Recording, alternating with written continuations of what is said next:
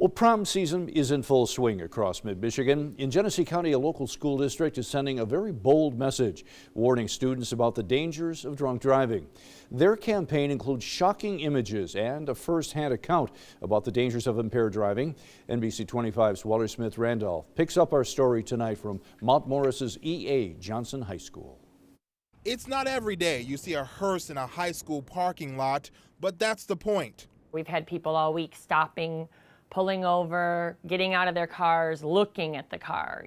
A coffin in the cafeteria reminding Johnson High students about the dangers of drunk driving. A little bit of that shock value to get them involved. Students also simulating what it's like to have impaired senses. When you're playing these games, it's hard to tell where things are. The teachers have even come up with simple everyday tasks that are even more difficult when you're drinking. These goggles show the students what it's like to be drunk, and it makes it even more difficult to do things like reach for stuff.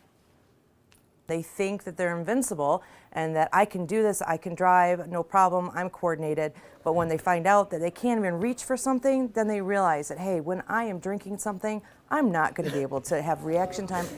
No, I don't know where it went.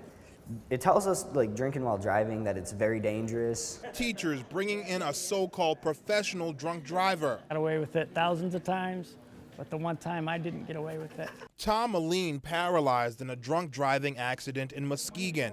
He's now telling his story, warning students.